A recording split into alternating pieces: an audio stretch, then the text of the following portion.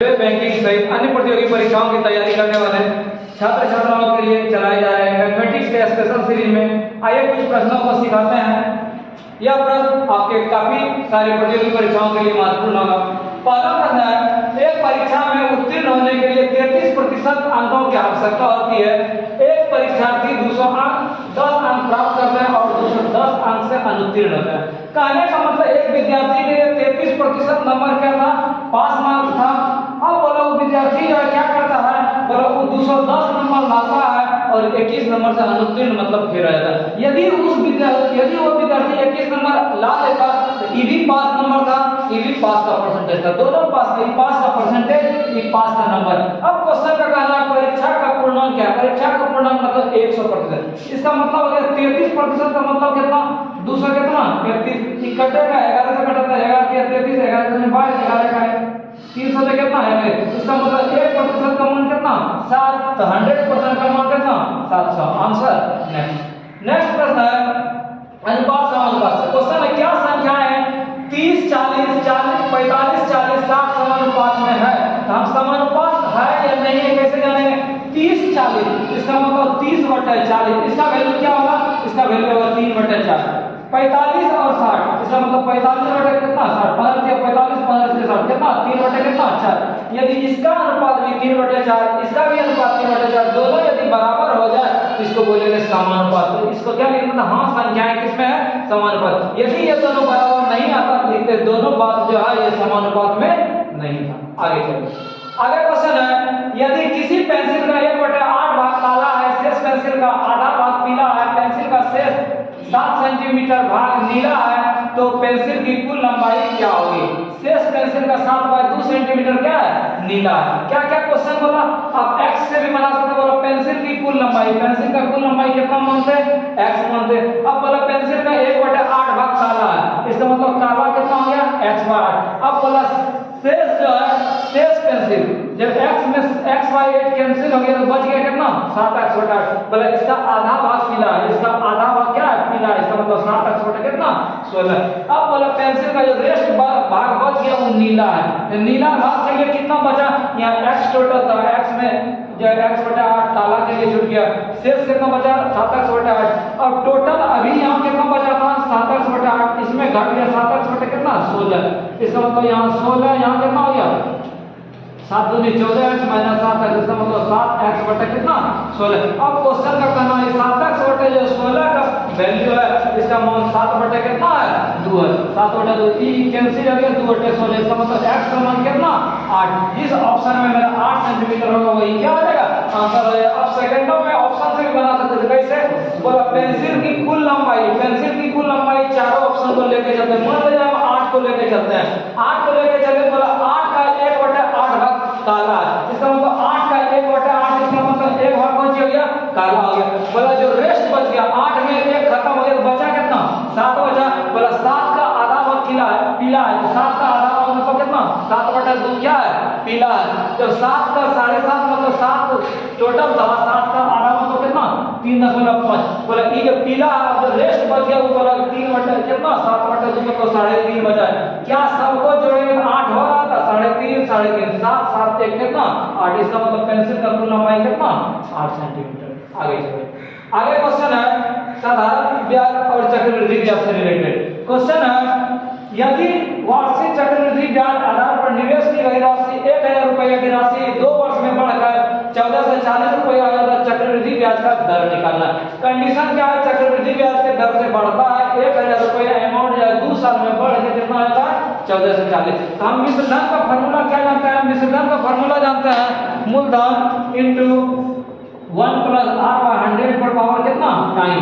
मिश्रधन में कितना था 14 से 40 बराबर 1200 इंटू 1 जोड़ दर मेरे पास नहीं दिया होगा 10/100 पर पावर कितना टाइम। अब इसको सॉल्व करते हैं, क्या करते हैं, अब इस ये गुना वाला पार्ट में था इधर चला गया भाग में, कितना 1200 बराबर कितना 1 + r/100 पर पावर टाइम कितना 2। या मूलधन है 1000 रुपये 1000 रुपये, जो कैंसिल होगा इसको कैंसिल करते हैं। क्या क्या बचा 144/100 बराबर 1 + r/100 का स्क्वायर। इधर यदि स्क्वायर का फॉर्मेट है इसको भी स्क्वायर के फॉर्मेट में क्या लिख सकते हैं, 12/10 का कौन चीज स्क्वायर बराबर 1 प्लस r बाय 100 पर कौन चीज स्क्वायर। दोनों का भीतर वाला यदि समान सेम हो, पावर यदि सेम है, हम इसको लिख सकते हैं 12/10 बराबर 1 प्लस r बाय कितना 100।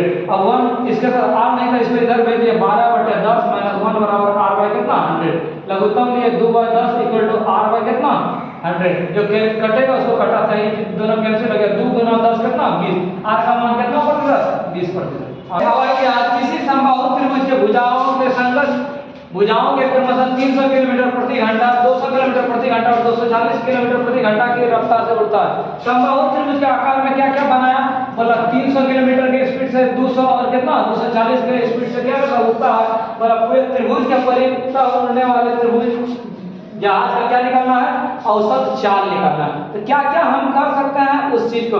समबाहु त्रिभुज यदि भुजा आप x मानते हैं तो तीनों भुजा कितना हो गया x, ये 4 दिया हुआ था तो हम कर सकते थे दूरी बटा 4, इससे क्या निकलता समय निकलता।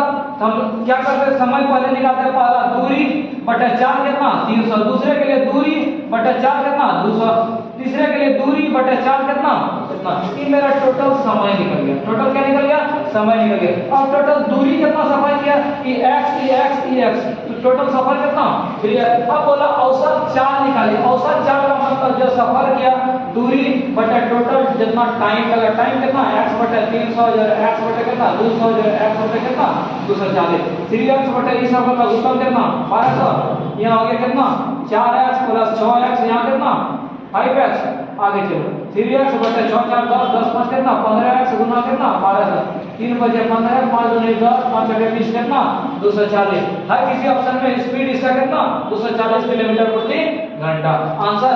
अब दूसरे तरीका से भी क्या कैसे बना सकते थे कि जो सफर था, ये चाल था, इस चाल का यदि हम लघुत्तम लेते हैं, लघुत्तम से बेनिफिट होगा कि मेरा दूरी निकल सकता है, वो दूरी को जो है हम कैसे निकालेंगे, जैसे था 300 200 और 240, तीनों का लघुत्तम कितना होगा, तीनों का लघुत्तम 1200। हम मान लेते हैं 1200 किलोमीटर जो सफर करता है, ये भी सफर करता है, ये भी सफर करता है, ये भी सफर करता है, तो टोटल सफर 12 दिया कितना किलोमीटर हो गया 3600। अब टाइम कितना लगा, तो इसको 300 किलोमीटर प्रति घंटा मतलब 1 घंटा में 300 किलोमीटर 1200 की स्पीड से कितना टाइम लगेगा 4 घंटा। इसको कितना लगेगा तो 1200 बटे 200 मतलब क्या घंटा 6 घंटा। इसको कितना लगेगा तो 1200 बटे 200 मतलब क्या घंटा 5 घंटा। तो 3600 बटे 6 4 10 10 5 कितना 15 15 गुना 30 15 से 60 0। इसका मतलब औसत चाल कितना निकला 240 किलोमीटर प्रति घंटा। जो पसंद हो उस ढंग से आप बनाएं। आगे क्वेश्चन है आयत की लंबाई और चौड़ाई से। बोला आयताकार भूखंड की लंबाई उसकी चौड़ाई जो है लंबाई का 1/3 है। जो जो क्वेश्चन बोलेगा वो हम करते जाएंगे। क्या बोला लंबाई का 1/3, यदि लंबाई x होता है चौड़ाई क्या बोला 1/3 है। अब बोला यदि भूखंड का परिमाप 240 है, भूखंड का आयताकार भूखंड की परिमाप कितना 2 × लंबाई जोड़ चौड़ाई, लंबाई जोड़ कितना चौड़ाई, इसका वैल्यू कितना था 240। यहाँ गुना में था कैंसिल हो गया कितना 120, दोनों का लघुत्तम लेता है 3x + x इक्वल टू कितना 120, 4x बटे 3 बराबर 120 कितना बार में 30 बार में। इसका मतलब x का मान 30 दिया कितना 90। बोला भूखंड का लंबाई कितना माने थे x और x का मान निकाले कितना 90। जिस ऑप्शन में है उसको क्या करेंगे ठीक करेंगे। नेक्स्ट सवाल है रेलगाड़ी से। एक रेलगाड़ी 75 किलोमीटर प्रति घंटा की चाल से एक समान चाल से चल रही है, 20 मिनट में यह कितनी दूरी तय करेगी। हम जानते हैं कि रेलगाड़ी के सवाल में या इसके सवाल में हम क्या करें, सबसे पहले एक जात में कन्वर्ट करेंगे, एक चीज में कैसे कन्वर्ट करें कि किलोमीटर प्रति घंटा एक मिनट में दिया होता है, इसको भी हम घंटा में कैसे चेंज करेंगे। 20 मिनट का मतलब 20 बटे कितना घंटा 60 घंटा। अब बोला हमको दूरी निकालिए तो दूरी बराबर जानता है 4 गुना समय, मतलब 75 गुना 20 बटे कितना 60, 20 दिया 60 25 दिया 75, इसका मतलब इसका स्पीड कितना 25 किलोमीटर आंसर। नेक्स्ट आगे सवाल है यदि किसी वस्तु को 1560 में बेचने पर होने वाला लाभ उस वस्तु को 1060 रुपए में बेचने होने वाले हानि के बराबर होता है तो वस्तु का क्रय मूल्य बताएं। इस ढंग के क्वेश्चन में हम बताए थे यदि लाभ और हानि दोनों बराबर हो, कहने का मतलब 1560 में बेचते हैं तो लाभ होता है और इसी सामान को 1060 में यदि हम बेच देते हैं तो हमको क्या होता है हानि होता है। कहने का मतलब इतना में बेचने में जितना लाभ होगा उतने इसमें हानि होगा। हमको बोला वस्तु का क्रय मूल्य निकालें। हमने सिखाया था कि इस ढंग के क्वेश्चन में यदि लाभ और हानि दोनों कंडीशन बराबर हो और क्रयमूल्य निकालना है कि जो दोनों वैल्यू दिया हुआ था 1560 और 1060 दोनों को जोड़ के भाग दे देंगे 2 से, मेरा क्या निकल रहा है? क्रयमूल्य निकल जाएगा। कितना? 0 6 6 12 15 10 25 है कितना? 26 कटा ये 13 से 26 कितना? 13 10। जिस ऑप्शन में 13 10 होगा उसी को क्या करेंगे? आंसर करेंगे। नहीं तो हम क्या करते? बोला 1560 रुपए बेचने से होने वाला लाभ, तो 1560 minus x equal to x minus क्या कितना करते? 1060। x का मान निकालते, आंसर होता है। आगे सवाल है, 3 अलग अलग पात्रों में दूध और पानी का मिश्रण रखा हुआ है जिसकी धारिता 403, 434 और 465 लीटर है। उस बड़े मापक पात्र की धारिता ज्ञात कीजिए जिससे पानी में मौजूद मिश्रण को पूर्णतया मापा जा सकता है। मैंने बड़ा से बड़ा वैसा माप निकालना और हमने सिखाया था बड़ा से बड़ा माप निकालने के लिए महत्तम निकालते हैं। महत्तम हमको कितनों का निकालना है? 403, 434 और 465 का। इन तीनों का महत्तम निकालेंगे, आंसर हो जाएगा। इससे भी फास्ट हम बताए थे यदि 3 संख्या का महत्तम निकालना है तो इसको यदि हम घटाते हैं तो मेरा कितना हो रहा था? 31। इससे केवल देख लेना भाग लग रहा है नहीं लग रहा है। भाग यदि लग रहा है ई वाला जो बड़ा वाला चीज होगा यही आपका क्या हो जाएगा? आंसर हो जाएगा। नहीं तो फिर 403 से भाग देना है कितना? 434। एक बार में खाया 403 कितना बचा? 31। फिर 31 से देंगे 403 1 31 कितना? 93। फिर 31 से भाग देंगे कितना में? 93। कितना हुआ? 31। ये जो 31 हुआ फिर 31 से भाग देंगे कितना? 465 में भाग लगेगा कितना निकलेगा? 31। तो इस सेकंडों में आपको महत्तम निकालना सिखाए थे, इतना काम करने का भी काम नहीं है। नेक्स्ट सवाल है, 6 क्रमागत संख्याओं में पहली 3 संख्याओं का योग 27 है तो अगली 3 संख्याओं का योग क्या होगा? क्या क्या हम कर सकते थे? बोला 6 तो संख्या क्रम से है तो हम क्रम से क्या क्या मानते हैं? x x + 1 x + 2 x + 3 x + 4 x + कितना? 5। 1 2 3 4 5 6। कहानी था कि 3 संख्या को जोड़ते हैं 27 होता है। इन तीनों को यदि जोड़ते हैं इसका रिजल्ट कितना? 27। इसका मतलब x x x कितना? 3x + 3 इक्वल टू कितना? 27। तो 3x बराबर कितना? 24। इसका मतलब x का मान कितना? 8। जब x का मान 8, अब बोला था अगला 3 संख्या, शुरू वाला 3 संख्या नहीं अगला 3 संख्या, यहाँ x + 3 x का मान 8 निकाले। 8 3 कितना? 11। ये कितना? 8 6 कितना? 12। 8 5 कितना? 13। और अगला जो 3 संख्या है तीनों का जोड़ करना है, तीनों का जोड़ करना है तो कितना हो गया? 3 2 5 5 1 6 कितना? 36। इससे यदि जल्दबाजी में बनाना है तो हमने सिखाया था 6 संख्या लेना है। 1 2 3 4 5 6 संख्या। अब बोला था शुरू वाला जो 3 वो है उसका योग कितना? 27। ई वाला जो 3 को योग था तीनों को जोड़ते हैं 27। यदि तीनों का जोड़ 27 तो औसत कितना? इसका मतलब 27/3 27/3 मतलब औसत कितना? 9। इसका मतलब ये जो 9 संख्या औसत निकला ये तीनों के बीचों बीच वाला था। इसका मतलब ये बिंदु जो है ये बिंदु का मान कितना? 9। जब इस बिंदु का मान 9 इसका 10 11 12 और ये कितना? 13। इसीलिए क्रम से था। यदि सम संख्या रहता 2 2 जोड़ते। अब बोले बाद वाला तीनों को जोड़ दीजिए। ये तीनों बाद वाला जोड़ते कितना? 36। आंसर बिना x माने। आगे चलिए। आगे सवाल है, 2 आवाज संख्याओं का लघुत्तम 638 है, एक संख्या 29 है तो दूसरी संख्या ज्ञात करें। कहने का मतलब सहआवाजी का मतलब हो गया दोनों संख्या के यदि गुना करते तो ये रिजल्ट कितना होता? सहआवाज संख्या। कहने का मतलब जैसे कि दोनों सहआवाज संख्या उस संख्या को कहता है जिसका महत्तम 1 हो, जिसका महत्तम कितना हो? 1 हो। कंडीशन है इन दोनों का यदि हम लघुत्तम लेंगे तो हमको लघुत्तम लेने का जरूरत नहीं पड़ेगी। इन दोनों का लघुत्तम सीधा गुना होता। 3 बचे कितना?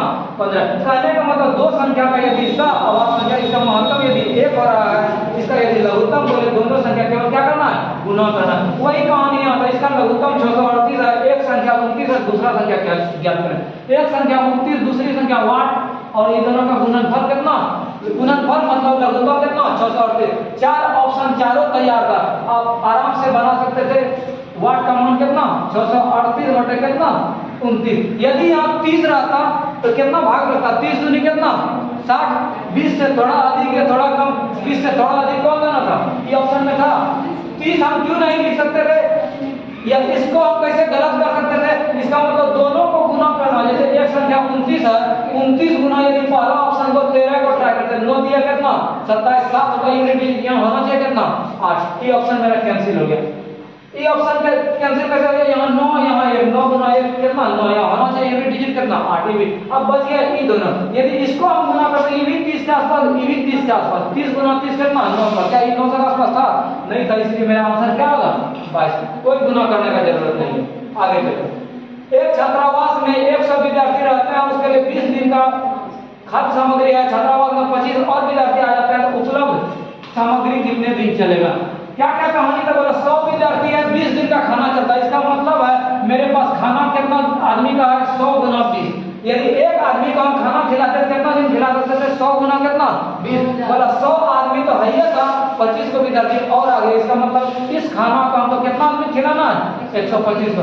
25 टके 100, 25 25 100, 5 टके 20, 4 टके कितना 16। आंसर वर्ग के विकर्ण की लंबाई 20 सेंटीमीटर है। विकर्ण का लंबाई, विकर्ण जानते हैं √2 गुना कितना भुजा। ये दिया हुआ था 20 बराबर √2 गुना भुजा। इसका मतलब भुजा का मान कितना 20 बटा √2। अब क्वेश्चन था इसका परिमाप निकालिए। परिमाप बराबर था 4 गुना भुजा। यदि √2 डिस्टर्ब कर रहा है, √2 से गुना, √2 से भाग। इससे बेनिफिट क्या मिला? √2 गुना √2 कितना 2, तो ये कट गया 2 से। 20 गुना 2 कितना 40, 40 √2। यहाँ क्वेश्चन सेंटीमीटर में है, मेरा ऑप्शन खोजने 40 √2। हर वर्ग में विद्यार्थी क्या गड़बड़ करेगा? यहाँ भी 40 √2, यहाँ भी। इसीलिए यदि यहाँ सेंटीमीटर में हमको यूनिट भी देखना जरूरी है।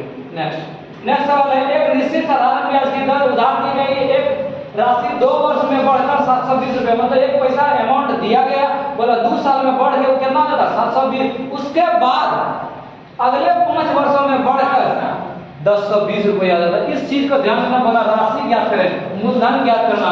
हम जानते हैं शुरू में बोला 2 साल में बढ़ के कितना 720, मतलब मूलधन प्लस 2 साल का इंटरेस्ट ये होगा 720। अगला कहानी यहाँ थोड़ा सा ध्यान देना, 2 साल तो हुआ, यहाँ बोला उसके बाद अगले 5 वर्ष, 2 वर्ष तो हुआ था, 5 में कितना 7 वर्ष, मतलब मूलधन जो 7 साल का ब्याज यदि जोड़ेगा 10 का कितना 20, जो 5 लिख देगा उसका गलत है, ये कैंसिल हो गया। यहाँ कितना 5 साल का इंटरेस्ट बराबर यहाँ कितना 300, 1 साल का इंटरेस्ट कितना 7 रुपया। अब बोला वह राशि ज्ञात की है, किसी में रखना है, जैसे समीकरण 1 में रखना है p बोला 2 गुना 60 होगा कितना 720, p बराबर कितना 720, 60 गुना 120 घटा देना, मतलब कितना रुपया 600 रुपया।